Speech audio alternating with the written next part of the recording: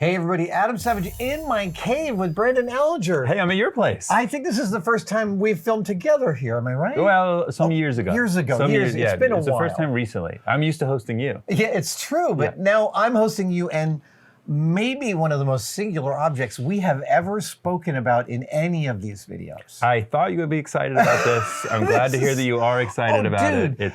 This is a unicorn. Yeah. Like, there is nothing else in the world that has survived this long under these conditions and looks this good in terms of stop motion. I mean, and you being visual effects background, I knew you'd appreciate it. But the significance of this piece to the history of visual effects and the history of filmmaking overall is pretty unrivaled. I mean, it's really one of the most historically significant pieces that we've ever had come through our hands at Prop Store. I will tell you, I did not crack the catalog. Okay. So I didn't know when this came in, and I was looking at it, I'm like, this looks holy.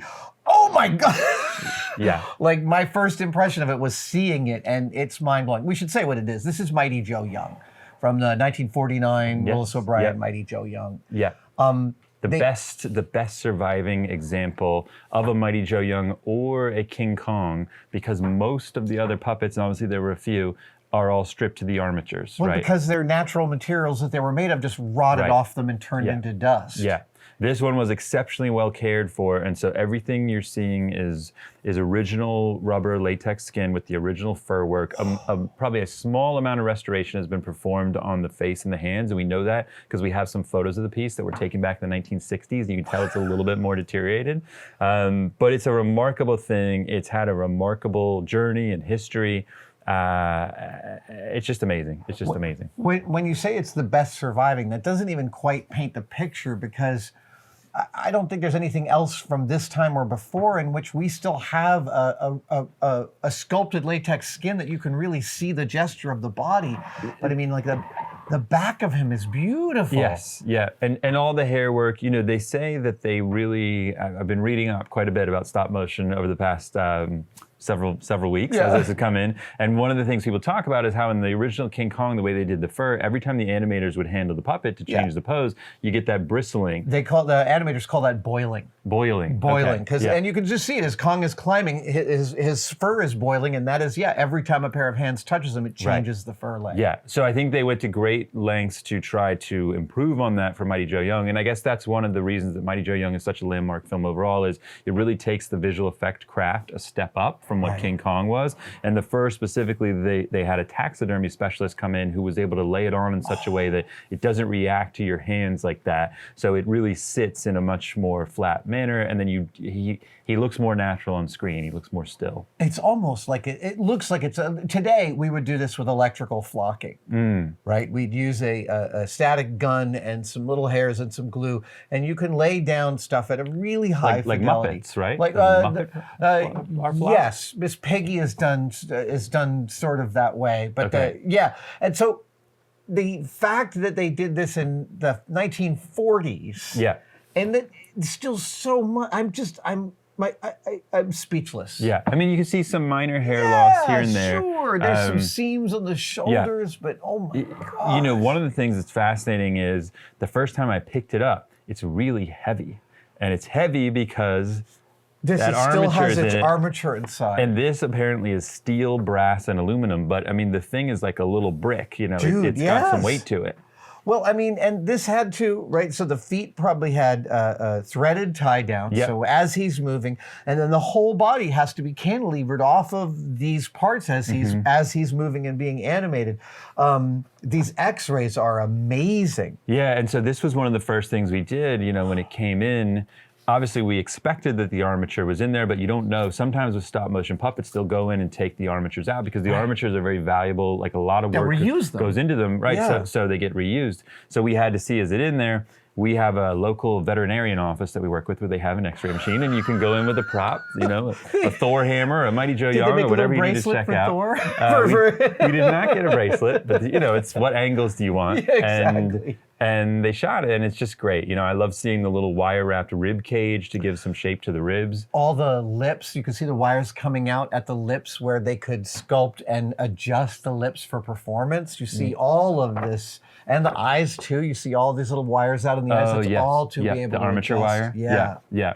And one of the things that we learned in reading about it, I guess Ray Harryhausen who did a lot of the animation, right? And that's Yeah. one of the reasons this movie's so significant. It's kind of passing of the torch from Willis O'Brien, who did King Kong, to Ray Harryhausen, who then goes on to do all the great Harryhausen films, Jason the Argonauts and Clash of Titans and Voyage of Sinbad. It's the only Harryhausen Willis O'Brien collaboration we have. I think so, or at least final movie. Right, Maybe they right. worked on other stuff that never got done, or they had other projects. But this is and Harryhausen, they said, did something like 80% of the animation. But I guess he was 27.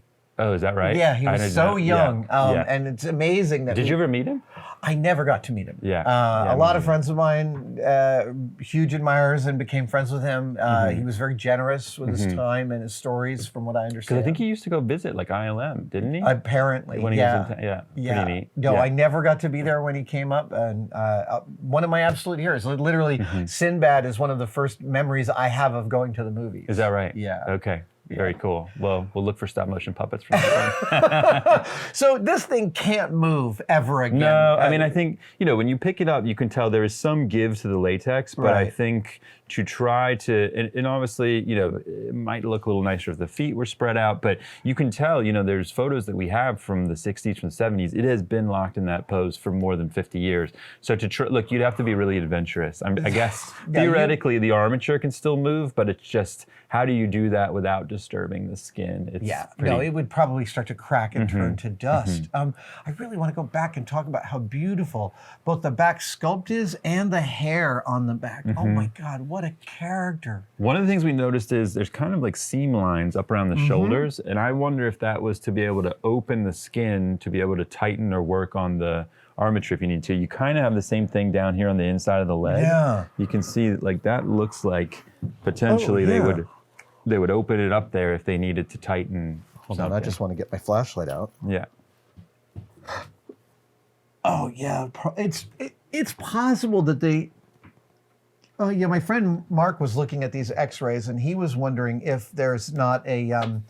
He thought that there might actually even be a sort of a breathing mechanism in here behind the rib cage. That this. Like an air bladder? Maybe not an air bladder, but maybe an aluminum mover. Like on the X-rays, you can see the difference between the steel and aluminum. The steel is hard white and the aluminum is like more ghostly. Oh yes, I see what you mean. And so this could have been, on an armature, you might put in a breathing animation, just like a screw you bring in and out. Right, it looks, you can see something in there. That could be I love seeing the screw that animates the jaw. Because I guess they said that was an improvement on King Kong, because I guess on King Kong they would stretch the jaw and then the latex would pull it back shut as they're taking the frame.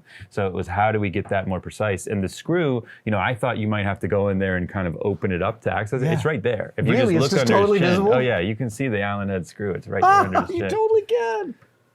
Oh my God. So that was really neat to see it in the X-ray, then go, oh, I got to look for that on the model, and then, oh, it's right there. But I would not have looked for it if we didn't see it in the X-ray. And the other thing that the X-ray showed, there's a story that is sort of lore amongst the stop motion crowd, because there's stop motion enthusiasts, there's enthusiasts for everything. And I guess Ray Harryhausen gave an interview where he said, on some of the Joe models, we had ball and socket joints put into the shoulders. And there's two other armatures that have been known to exist before this one showed up, and they don't have ball and socket. Oh, they're just people were straight... going, I guess they call it hinge and swivel, something like that. It's a different type of mechanical system, mechanical linkage.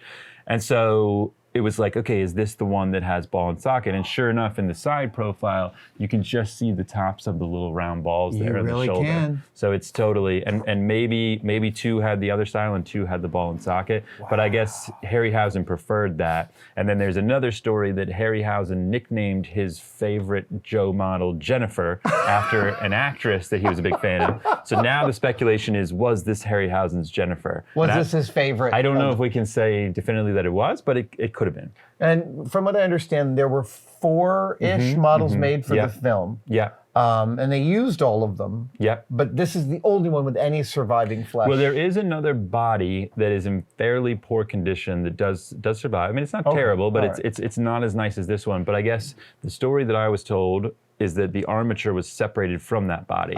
So they're now in different collections. So someone has a body, someone has an armature, and then there's another armature beyond that. There's this one that's still intact, And then the fourth puppet is MIA, hasn't been seen for 75 years. Honestly, I've seen puppets from films from 20 years ago that don't look this good. Yeah. Seriously. And the fact that it's all natural materials and that it is still in such amazing condition, it had to have been kept in a dark room with no ultraviolet for years. Yeah, I think it's interesting. You know, the gentleman that owned it, a guy named Lyle Conway, who's a special effects artist. A legend. A very talented individual. Best known probably for his work on Little Shop of Horrors, where he did all the mechanical animatronic Audrey plants, but also things like Dark Crystal and Return to Oz, and worked, you know, with Jim Henson on the Muppets. This was like his pride and joy, and he had it for something like 50 years, and he always had it in this glass bell. There's a top that sits on this. Yeah, the cloche, yes. And I think he kept it covered, so it was always in the dark. Or if it wasn't in the bell, it was in a little box with archival tissue paper, which is how we first saw it.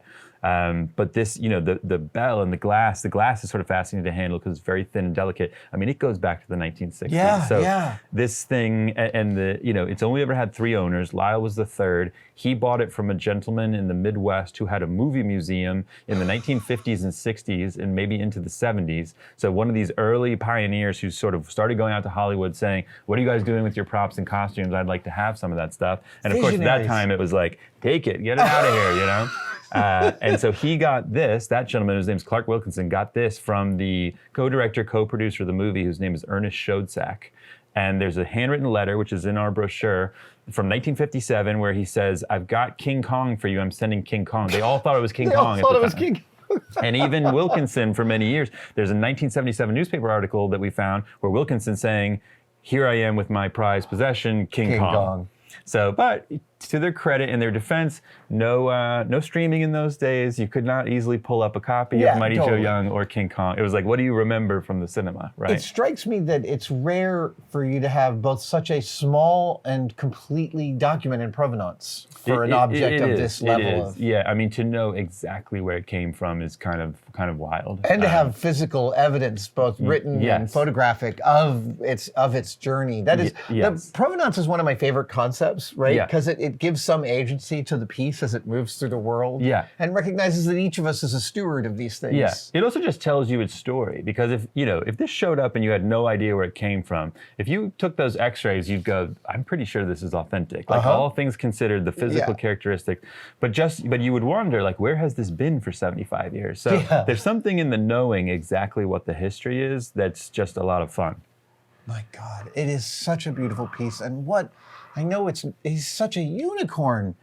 I really can't get over how, I'm going to go back on about the back, but the fur patterning on the back is such a big silverback gorilla pattern, man. Yeah. No, it's just a beautiful stop motion model. I mean, like I say, it's hard to think of what would be a more significant stop motion model. And you know, I guess there are 2 King Kong armatures known to exist, but no body, no fur whatsoever. Yeah, I handled one of them at Peter Jackson's armature. The one I handled at his collection was another Mighty Joe Young armature. Okay, is that correct? He has one of the other Mighty Joes, I think. Yeah. He may have a King Kong as well, I'm not sure. He's always collecting. That's right. The auction is upcoming. Yes, coming soon, August 26th to 29th.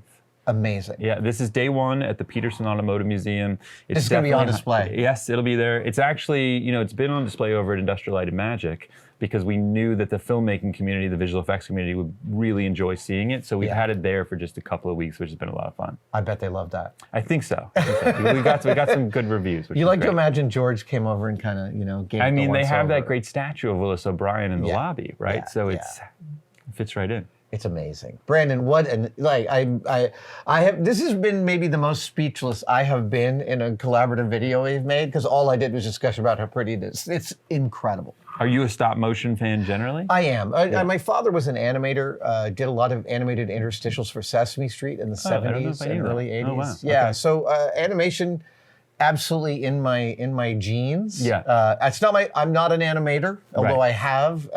It's definitely its own. Its own. I've learned enough to know that I am not of that stock. And is this like a film you saw when you were young? Oh, totally. It is. No, I saw this. I like for the longest time, Mighty Joe Young and King Kong were mixed up in my head. Oh, okay. And actually, about 15 years ago, I purchased the modern Mighty Joe Young paw that Charlize cuddles with. You guys sold it to me. Oh, okay. It's sitting over there. Oh, okay. All right, let's take a look at that. Right, from the remake done with all the effects work done by Rick Baker. Exactly. Of course, we did the Rick Baker auction. Rick Baker's stuff is all wonderful also. I sent Rick a picture of this. He was like, I can't believe it's in that good of condition. I'm sure he's absolutely mind blown. Yeah. Oh my God. Brendan, thank you so much for bringing this incredible piece to the cave. I feel like we're so lucky just to get to witness it. I'm glad you got the chance to see it. It's a special thing, and yeah, we feel honored to have it in our care for a brief time. Amazing. Incredible. Thank you for watching the whole video. If you enjoyed it, you might also enjoy this one.